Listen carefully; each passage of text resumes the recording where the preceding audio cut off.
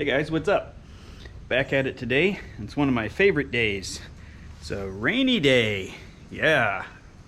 Nothing like going out in the garage on the backside of a rainstorm. You can open the shop door.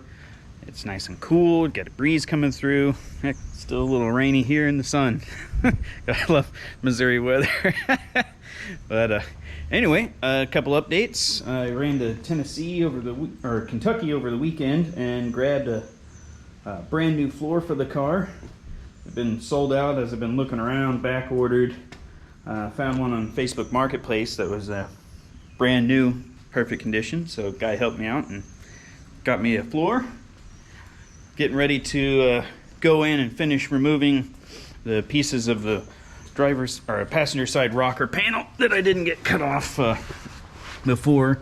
The front portion where the fender attaches, and then up underneath in the pillar, a little bit of this strip that's left on here, get that cut out, then grind off some of the surface rust, not on this inner rocker because that's part of the floor pan that I got, but get up inside of the rocker in the quarter there, get that kind of brushed off with a wire brush, treated with some rust killing primer stuff, and get that all good to go. Might have a little bit of sheet metal work to do up in this pillar on the inside. There's a little bit of rot going on, but we'll get a look at it a little better after I get in here.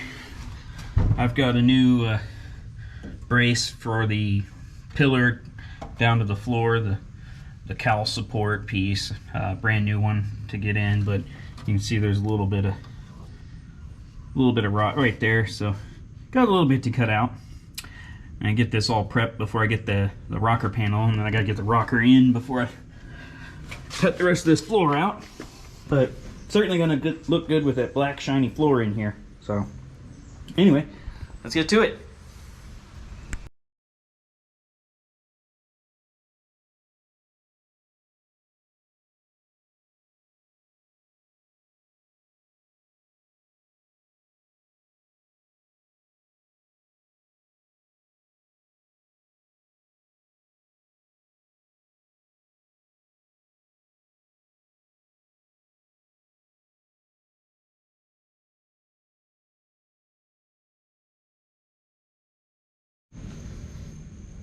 I wanted to stop and take a second to show you guys something. Pause the time lapse.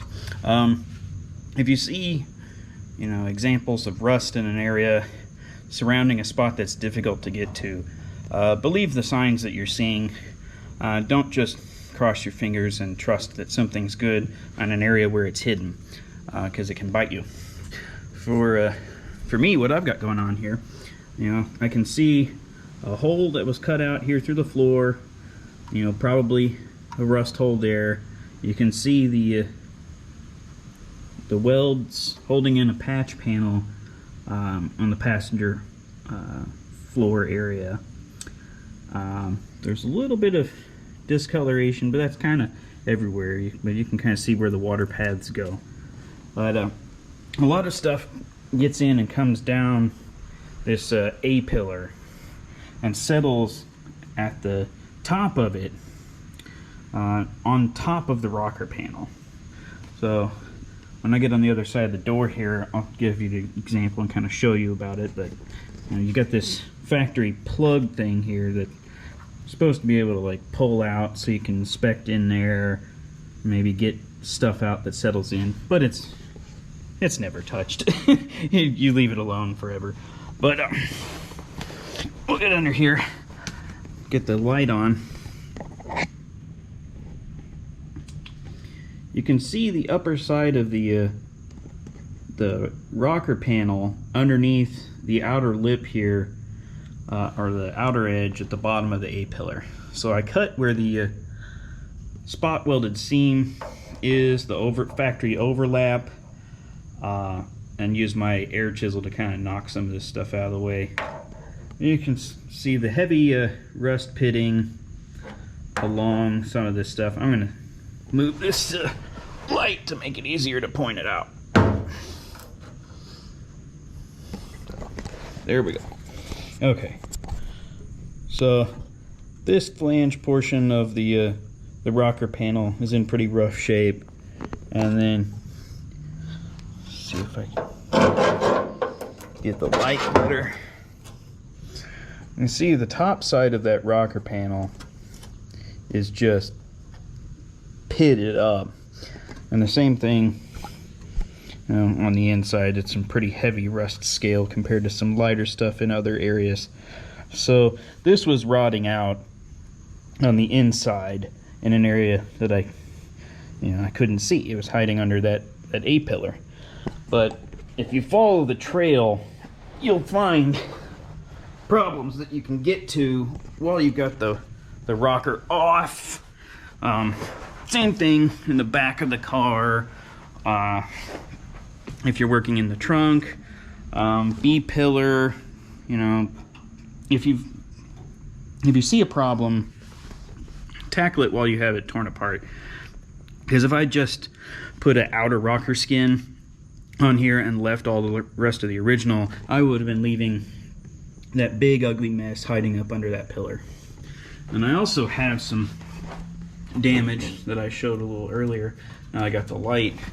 You can just see how much of the edge of this is rotted. So water was obviously getting in, probably running down the edge of this seal support piece. The name's out of my head at the moment, but yeah, like the windlace holder pushes up in there, but dripping down the door and settling down here along with some dust and stuff. So what I need to do is actually cut this the rest of this piece out where it's still got some rot and pitting down here. This wasn't, when it was cut before I got it, they didn't get all of that out.